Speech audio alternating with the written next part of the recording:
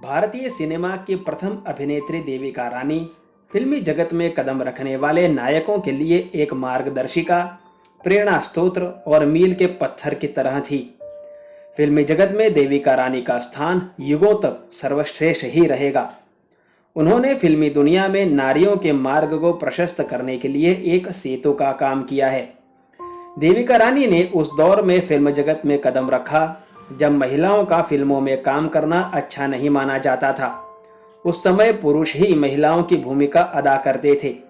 लेकिन देविका रानी संपन्न परिवार से फिल्म जगत में कदम रखने वाली दृढ़ निश्चय, साहसी और सुंदर महिला थी।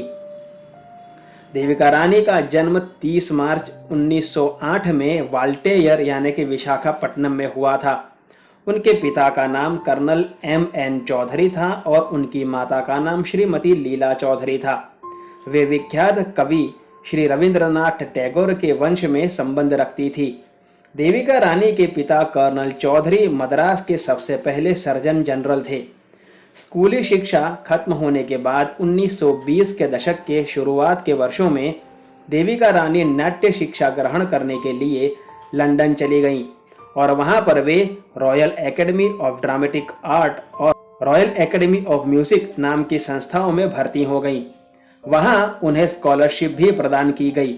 उन्होंने आर्किटेक्चर, टेक्सटाइल और डेकोर डिजाइन विधाओं का भी अध्ययन किया और एलिजाबेथ आर्डन में काम करने लगीं। पढ़ाई पूरी करने के बाद देविका रानी ने निश्चय किया कि वो फिल्मों में अभिनय करेंगी। लेकिन परिवार वाले इस बात के खिलाफ थे, क्योंकि उन दिनों में संभ्रांत परिवार की लड़कियों को फिल्म में काम करने नहीं दिया जाता था। इंग्लैंड में कुछ वर्ष रहने के बाद देविका ने रॉयल एकेडमी ऑफ ड्रामेटिक में विविध पढ़ाई की, जिसके बाद उनकी मुलाकात सुप्रसिद्ध निर्माता हिमांशु राय से हुई। हिमांशु राय ने मैथ्यू आर्नोल्ड की कविता लाइट ऑफ एशिया के आधार पर इसी नाम से फिल्म बनाकर अपनी पहचान बना ली थी। हिमांशु रॉय देविका रानी की सुंदरता को देखकर मंत्रमुग्ध हो गए थे और उन्होंने देविका रानी को अपनी फिल्म कर्मा में काम करने के लिए कहा, जिसे देविका रानी ने स्वीकार कर लिया। हिमांशु राय ने देविका रानी से शादी की और वे मुंबई आ गए। मुंबई में आने के बाद हिमांशु रॉय और देविका रानी ने मिलकर बॉम्बे टॉकीज बैनर की स्थापना की और फिल्म जवानी की हवा का निर्माण किया। 1935 में प्रदर्शित देविका रानी द्वारा अभिनय की गई फिल्म काफी सफल रही। इसके बाद देविका रानी ने बॉम्बे टॉकीज के बैनर तले कई फिल्मों में काम किया। अछूत कन्या उन्हीं फिल्मों में से एक थी। 1936 में प्रदर्शित हुई इस फिल्म में देविका रानी ने ग्रामीण बाला की मोहक छवि को रुपहले पर्दे पर साकार किया था। अशोक कुमार, दिलीप कुमार, मधुबाला जैसे महान कलाकार बॉम्बे टॉकीज के बैनर तले काम कर चुके हैं। अछूत कन्या, किस्मत, शहीद, मेला जैसे अत्यंत लोकप्रिय फिल्मों का निर्माण वहां हुआ है। अछूत कन्या उनकी बहुचर्चित फिल्म रही है, क्योंकि वह फिल्म एक अछूत कन्या और एक ब्राह्मण युवा के प्रेम प्रसंग पर आधारित थी। 1933 में निर्मित कर्मा फिल्म देविका के करियर का मोड़ साबित हुआ।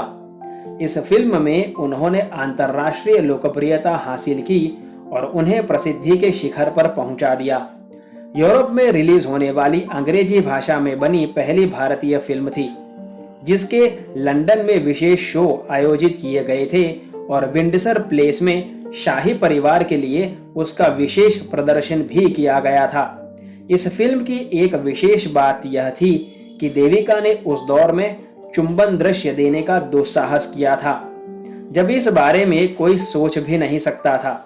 उन्होंने अपने पति हिमांशु राय के साथ 4 मिनट लंबा किसिंग सीन दिया था, जो भारतीय फिल्म इतिहास के सबसे लंबे चुंबन दृश्यों में से एक माना जाता है। 1940 में देविका रानी के पति की मृत्यु हो गई और बॉम्बे टॉकीज का संपूर्ण संचालन उनके पति हिमांशु रॉय किया करते थे।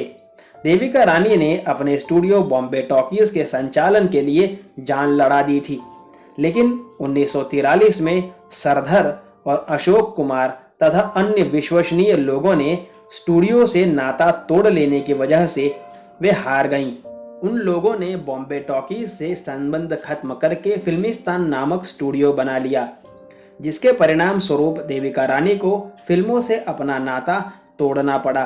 उन्होंने रूसी पत्रकार स्वेतोस्लाव रोरिक के साथ 1945 में शादी की और बेंगलोर जाकर बस गईं। भारत के राष्ट्रपति ने 1958 में देविका रानी को पद्मश्री पुरस्कार से सम्मानित किया। 1970 में पहली बार दादा साहेब फाल्के पुरस्कार द्वारा उन्हें सम्मानित किया गया। 9 मार्च 1994 को देविका रानी रोरिक का निधन हो गया था। कैसा लगा आपको भारतीय सिनेमा की प्रथम अभिनेत्री देविका रानी के बारे में जानकर? मुझे कमेंट करके जरूर बताइएगा। धन्यवाद।